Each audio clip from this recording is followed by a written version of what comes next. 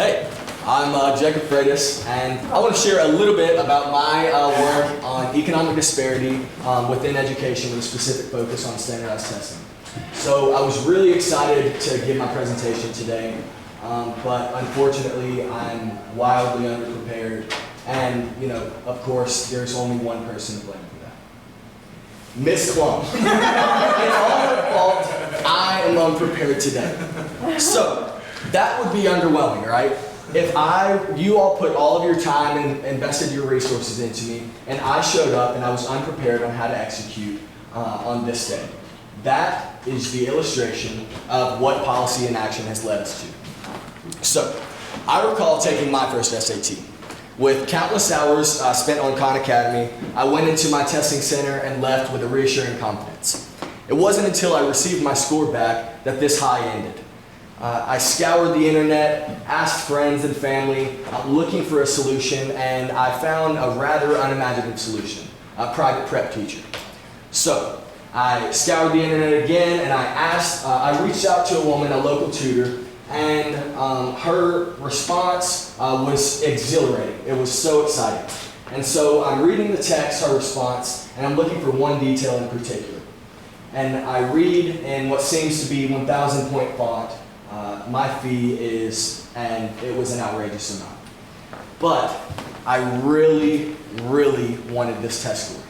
So I looked myself in the mirror and I decided that I wasn't quite right for organized crime. So I picked up a weed eater. My friend's father had a commercial landscaping company. And so I was able to work with him for a lot of time, doing odd jobs, doing a horrible job. But I was able to earn the fee, and so that was enough. And as I entered the home of my prep teacher, I was reassured by the scent of expertise. So you can imagine my dismay as I leave, and we went over only the basics of the test. We went over the fundamentals and how to take the test. I didn't get any math problems done, and I didn't analyze any text. We simply worked on how to take the test. And so our sessions went by quickly, and I went into my test center, my next test date, with a hatred for pine straw, a number 2 pencil, and lousy confidence. To my surprise, it worked. These are some live images of me getting my results and going throughout my test preparation process.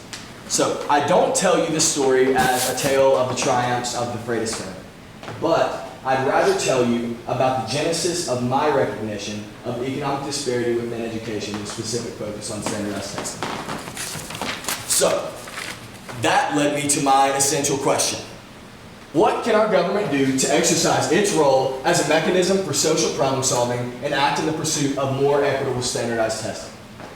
So first, I had to figure out what we were currently doing about this issue. And unsurprisingly, we are not doing anything about this. I looked, in spite of the $1.7 billion spent by states annually on the logistics and administration for standardized testing, which is likely heightened due to the establishment of No Child Left Behind by that beautiful man that you saw earlier. My home state of Georgia recorded no funds allotted for test preparation. So I looked left and right at examples. I looked in the city of Atlanta at schools just 9.7 miles apart. I looked at the history of economic education policy, and I realized that action is both necessary and possible. So I looked at what appropriate action looks like. I pondered the idea of a real comprehensive government intervention plan, in which we use federal funds to establish, implement, and maintain this initiative. 15 teachers per public school system would be paid a day's time off for the national average of educators to go and undergo training at a specifically designated location. To then return to their schools and give this training to their students. I realized that was the defining factor. I couldn't shake it when I was looking at my results, that the only difference, I was no better at math, I was no better at reading or writing. The only difference was my ability to pay for this resource. And so that's what I'd like to afford to the rest of America's students. So The specifics, of course, are not up to me for the education that the kids are receiving or the training that they're receiving. That's left up to the experts, the educators. And so this part of it, that just goes back to the educators. They go receive the training and then go back. I'm more interested in the implementation side and just taking action.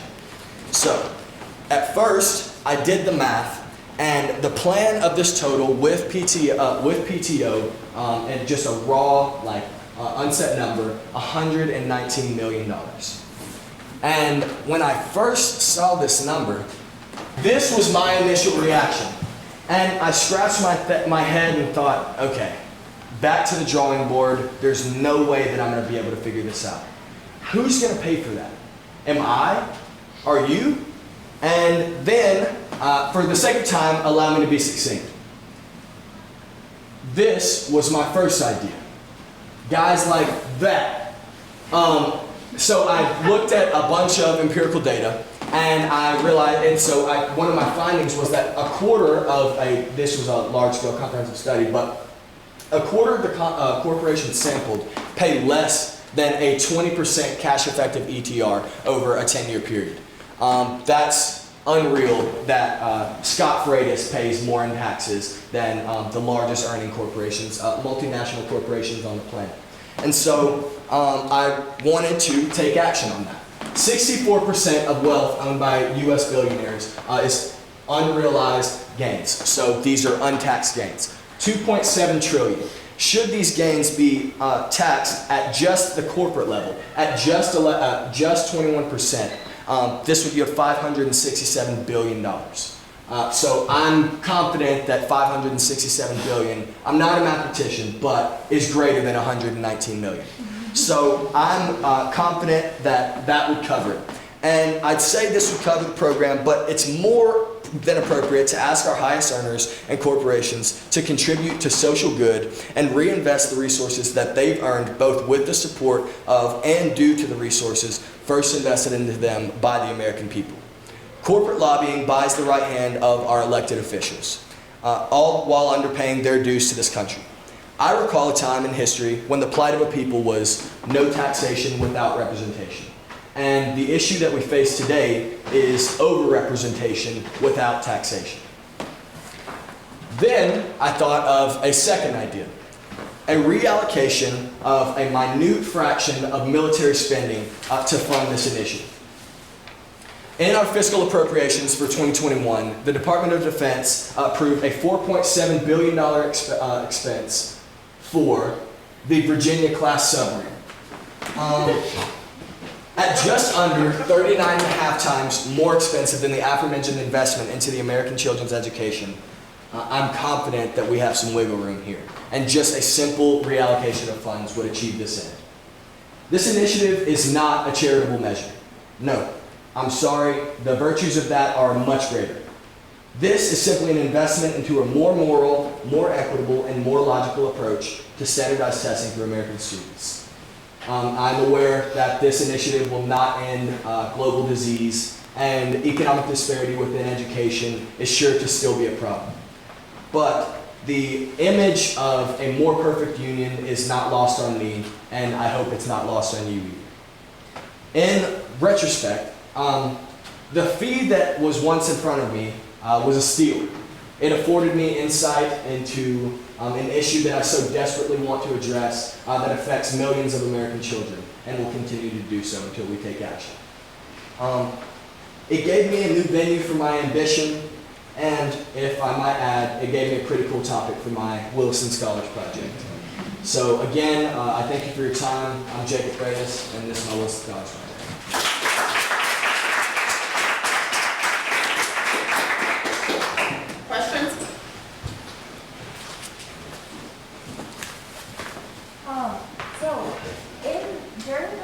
One thing that I was thinking about was that we're spending all of this energy trying to figure out how to make standardized testing more equal, when at its core it might already be an unequal system, just in the sense that people don't take tests in the same way.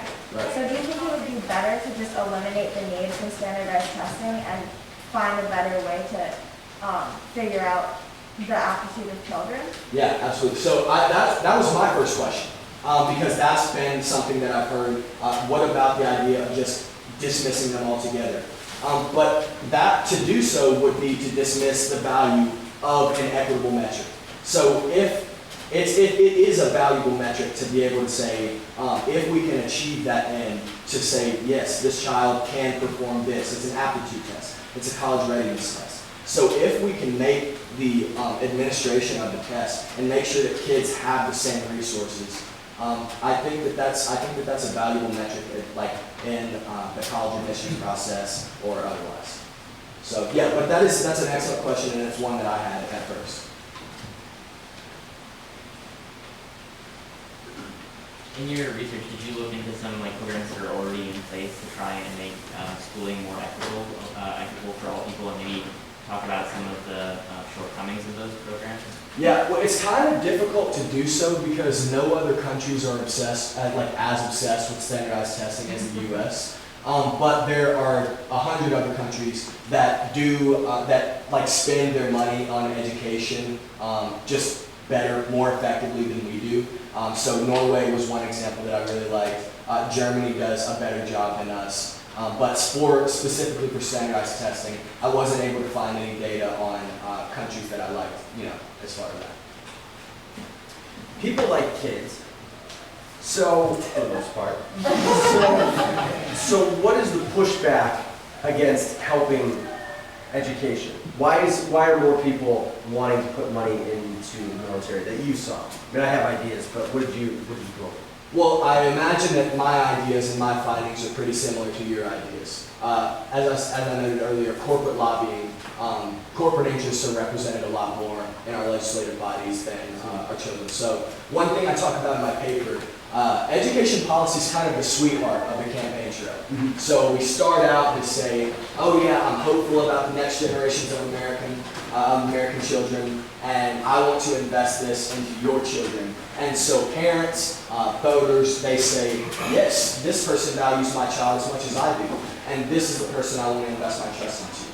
And then when it comes time and they're actually in office, it's the same Mr. Smith goes to Washington scenario, and eventually it's not our interests that are represented. So, yeah. Mr. Dunn. How do we reconcile this issue of fairness when where we sit having this conversation is a place of extraordinary privilege and resource advantage relative to our peers, right? You're a public school kid, Right. I'm a public school kid. We know the difference of the experience that we're having here as teachers and students versus our counterparts there. Your comment about standardized testing seems to be just the leading edge of the wedge into this broader question of how do we reconcile our existence in light of what you're talking about? Well, by offering public school kids the same resources that were afforded here. And that's what the objective is here. Jason, I know this wasn't your topic, but did you have an opinion or form an opinion on sort of the high stakes state mandated testing that exists, like the MCAS here or whatever the equivalent is in your home state? You know that you have to take these tests in public school. Right. Did you form any opinions on sort of the value of those, or if they were equitable? Yeah, so for us, we have the milestones in Georgia. And because of the No Child Left Behind program, I've talked a lot with Ms. Hunt about this, but it's a comically underfunded program. And so states are left to foot a lot of the bill to establish these testing programs. And so a lot of the time, they're poorly administrated tests. And the standards are all wacky. And schools have a difficult time of making it equitable.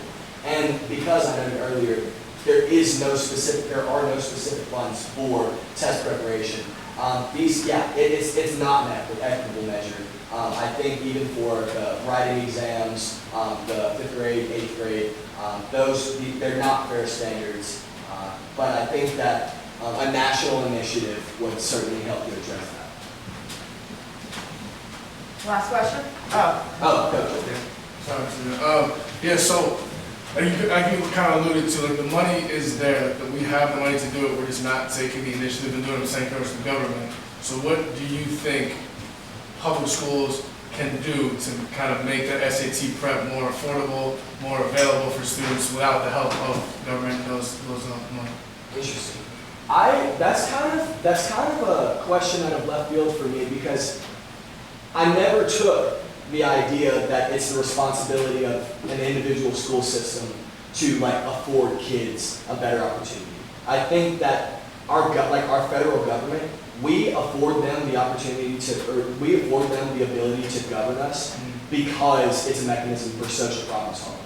So I don't think that it's my underfunded small public schools responsibility to afford the kids an equitable opportunity for the kids across the greater. Does that make sense? Yeah,